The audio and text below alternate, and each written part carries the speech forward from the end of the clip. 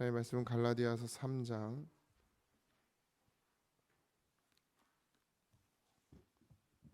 6절에서 9절입니다. 갈라디아서 3장 6절에서 9절입니다.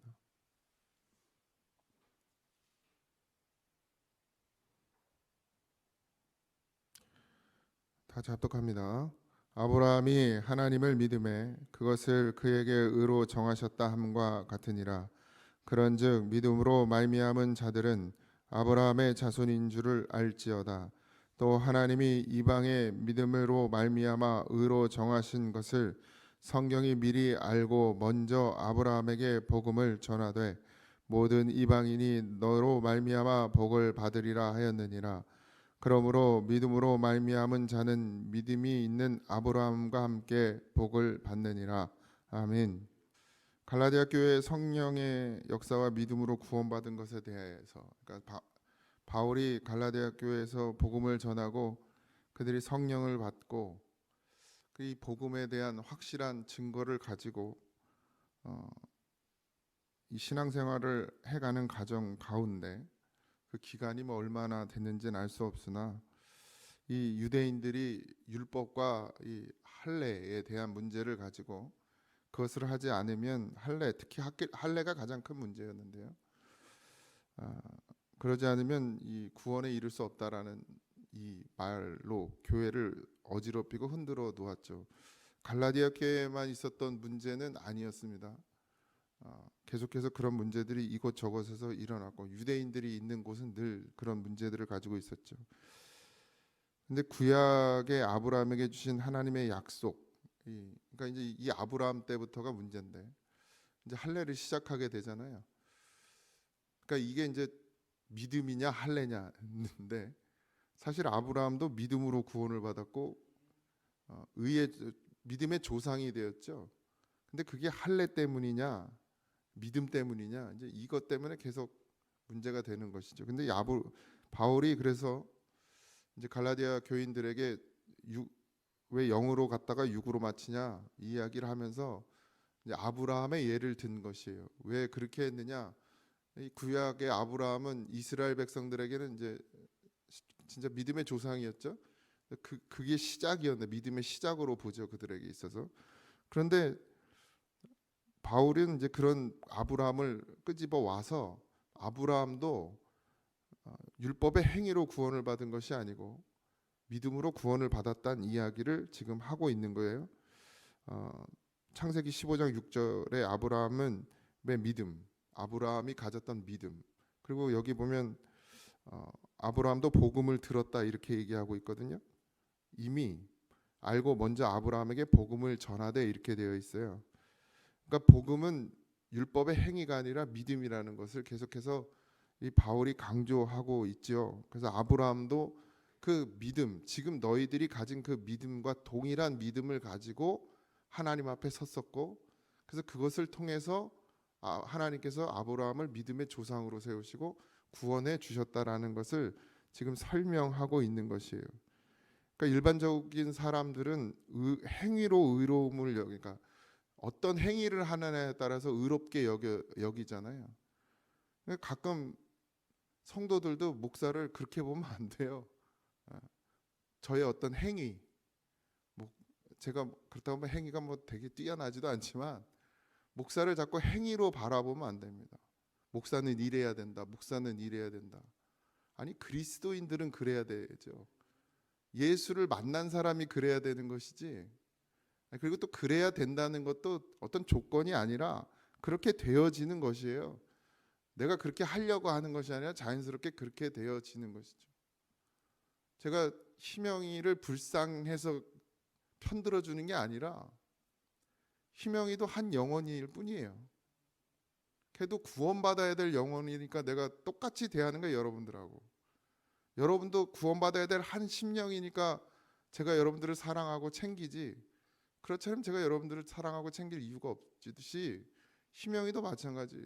바보라서 뭐 못 알아들어서 잘 알아듣던데 뭘 그리고 할 말 다 하던데 내가 보니까 엊그제도 최수영 장로님이 그랬나? 저를 이렇게 툭툭 치니까 희명이가 야 목사님한테 그러면 안 돼. 그랬더니 형이야. 그러고 가더라고. 내가 맨날 내가 너보다 형이야 이랬더니 형이래. 그러면서 가더라고. 할 말 다 해요.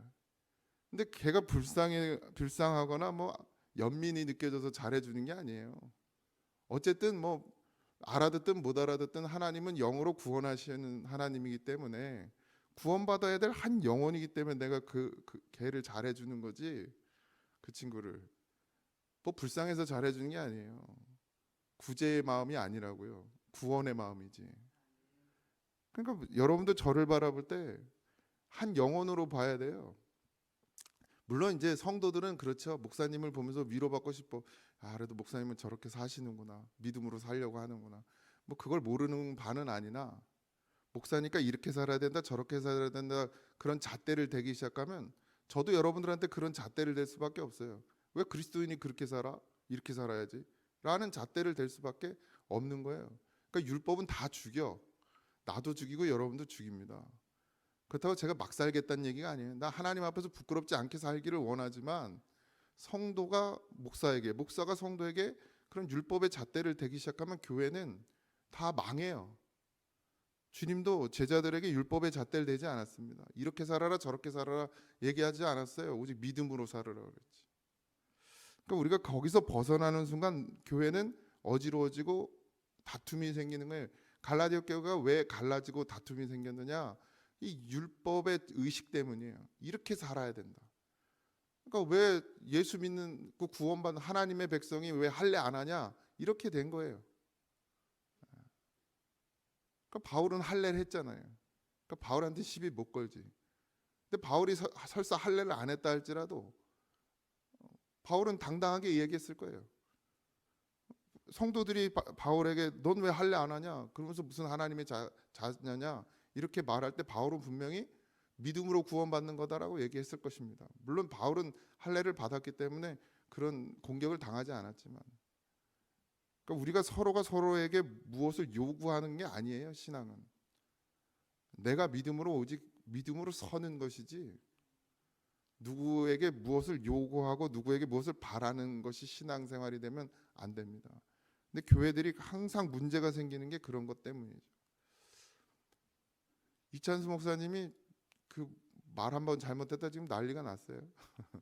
보신 분들도 계시겠지만 왜 그 말의 의도는 생각하지 않고 그 말 하나 가지고 트집을 잡는 거예요.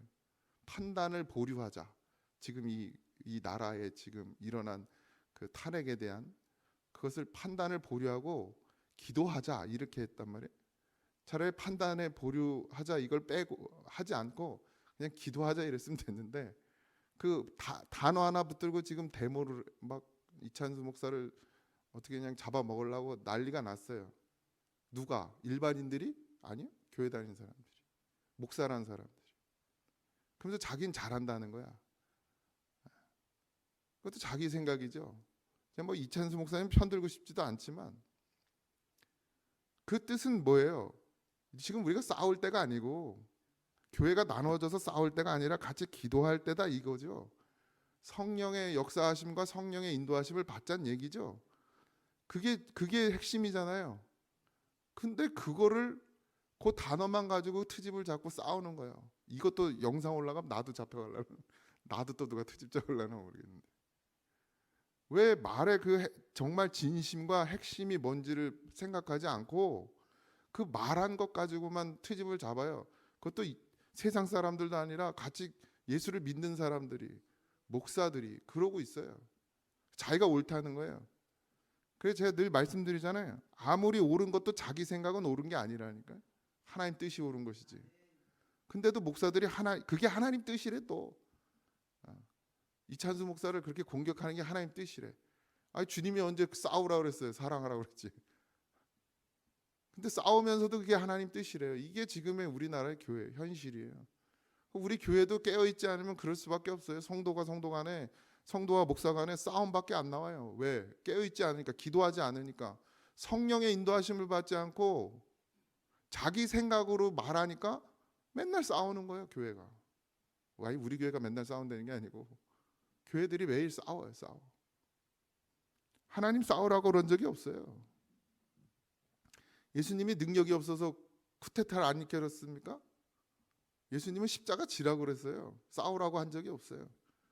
예수님이 만약에 그런 싸움 하시면 나라를 독립시키고 뭐 나라를 바로잡아야 되는 거다 이랬으면 예수님도 그 당시에 로마 군사들 다 그냥 집어 던졌겠지, 성령으로다가.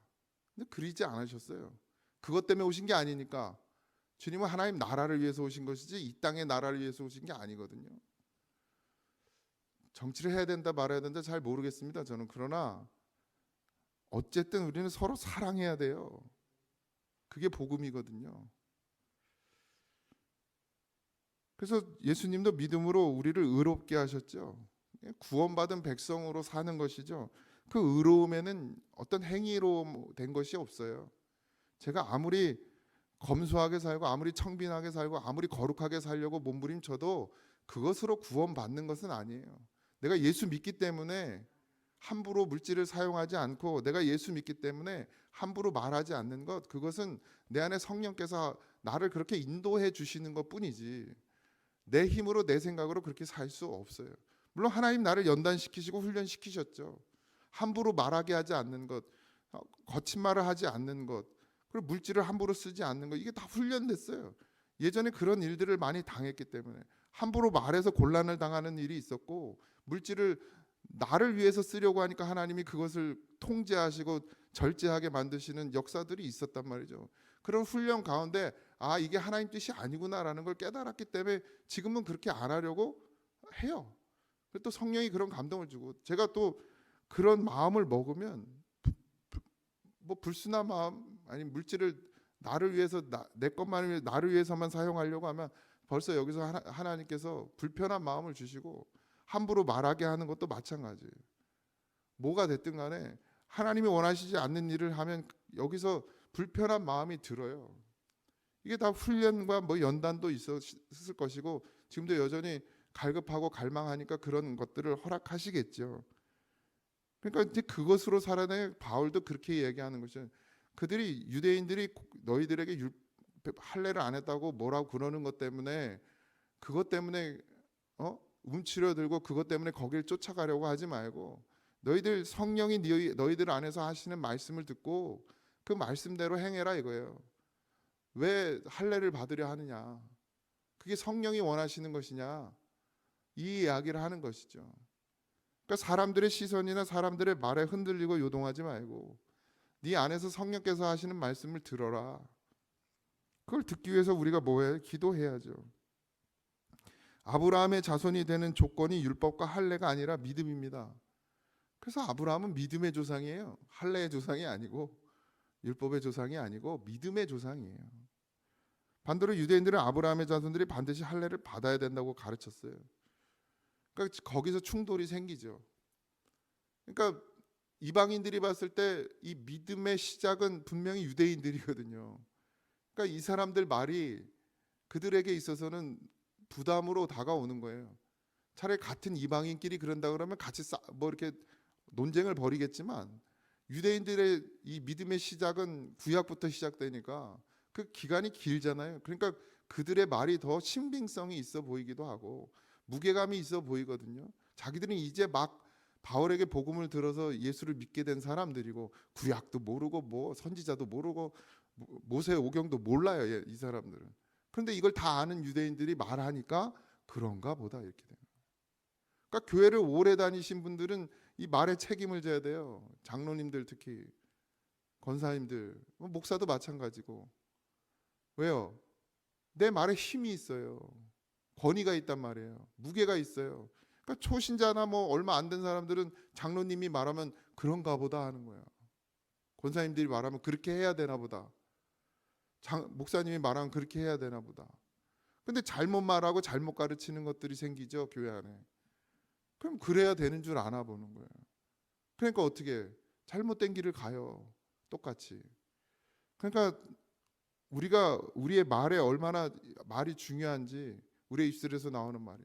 그러니까 불필요한 말, 신앙하고 상관없는 말, 그리고 또 잘못된 전통 이런 것들 잘못 가르치시면 안 돼요. 그럼 이런 일들이 생기는 거예요. 그러니까 자꾸 부딪히죠. 그래서 반드시 말은 일치돼야 돼요. 뭐 목사가 잘못 가르치면 문제가 있겠지만 바르게 가르쳤을 때 그걸 잘 먹고 그걸 또 잘 먹여줘야 돼요.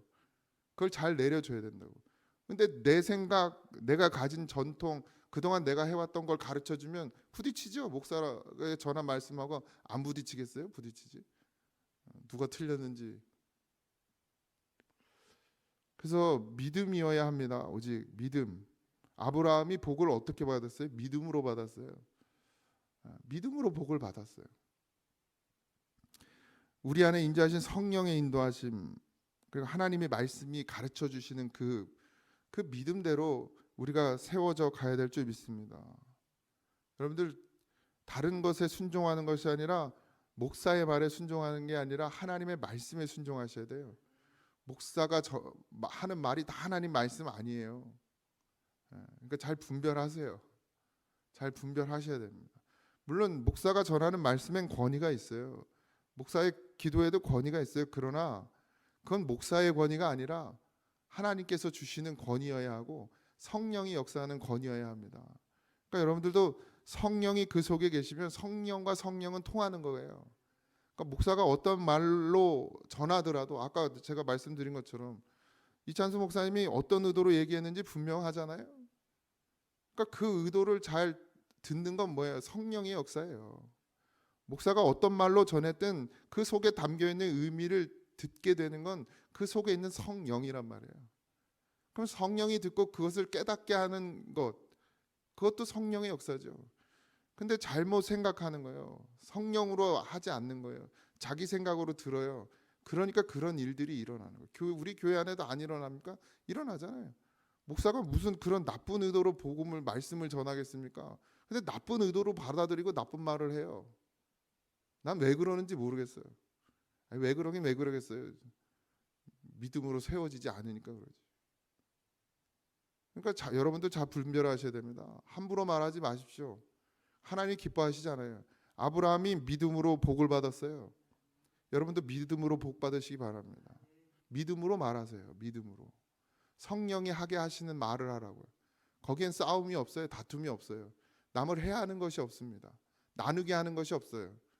내 말이 나누게 하고 남을 해하게 하고 남을 비난한다면 그건 성령의 역사가 아닙니다. 내가 잘못 듣고 있는 거예요. 그럼 어떻게 해야 돼? 기도해야죠. 깨어 있어야죠. 가르쳐 줄 수도 있어야 됩니다. 그렇게 말하면 안 돼. 하나님 기뻐하시는 말이 아니야. 아니 막 좀 싸우면 어때? 다투면 어때? 진짜 아닌 건 아니어야 돼요. 그냥 듣고 에이 그런가 보다. 나만 아니면 되지. 이거 말고 그렇다고 뭐 주먹질하고 싸우라는 얘기가 아니고 정말 기도해야 됩니다.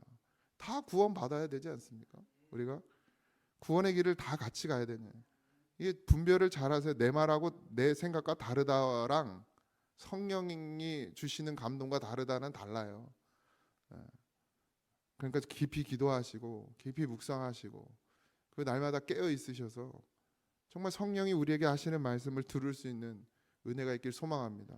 바울도 역시 갈라디아 교인들에게 그 이야기를 하는 거예요. 그들이 흔들리고 요동하고 할례 받아야 되나 이런 고민들을 할 때 성령이 하시는 말씀에 귀를 기울이고 성령이 너희들을 믿음의 길로 인도했고 말씀이 너희들을 지금 생명으로 인도하고 있으니 그 유대인들의 말을 듣는 것이 아니라 하나님의 말씀에 귀를 기울이고 성령이 너희들에게 하시는 말씀에 귀를 기울여라. 지금 이 이야기를 하고 있습니다.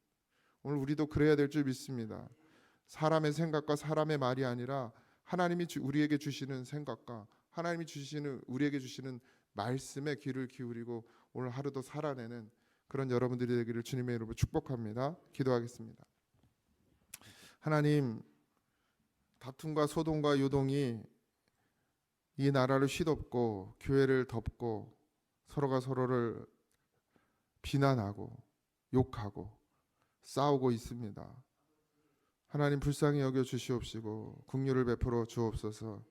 서로 내가 옳다 하는 것은 옳지 않습니다. 주님이 옳고 주의 성령께서 하시는 말씀이 옳고 주의 뜻이 옳은 줄 믿습니다. 말씀의 인도함을 받고 성령의 인도함을 받게 하시고 아버지 하나님 우리 교회도 서로가 서로를 이해하고 용서하고 사랑하는 그런 교회가 되어질 수 있도록 아버지의 뜻이 이루어질 수 있도록 하나님 역사하여 주시옵시고 이 일을 위하여 더 기도하게 하시고 더 엎드려지게 하시며 하나님 앞에 자복하고 회개하고 통곡하는 심령들이 날마다 일어나게 하셔서 하나님의 뜻이 반드시 이 교회를 통해서 이루어지게 하여 주옵소서. 모든 것 감사하며 오늘 하루도 우리와 함께 하시고 우리를 붙잡아 주시고 동행하여 주실 것을 믿사오며 거룩하신 예수님의 이름으로 기도하옵나이다. 아멘. 하늘에 계신 우리 아버지여, 이름이 거룩히 여김을 받으시오며 나라의 임하옵시며 뜻이 하늘에서 이루어진 것 같이 땅에서도 이루어지이다. 오늘날 우리에게 일용할 양식을 주옵시고 우리가 우리에게 죄진 자를 사하여 준 것 같이 우리 죄를 사하여 주옵시고 우리를 시험에 들게 하지 마옵시고 다만 악에서 구하옵소서. 제 나라와 권세와 영광이 아버지께 영원히 있사옵나이다. 아멘.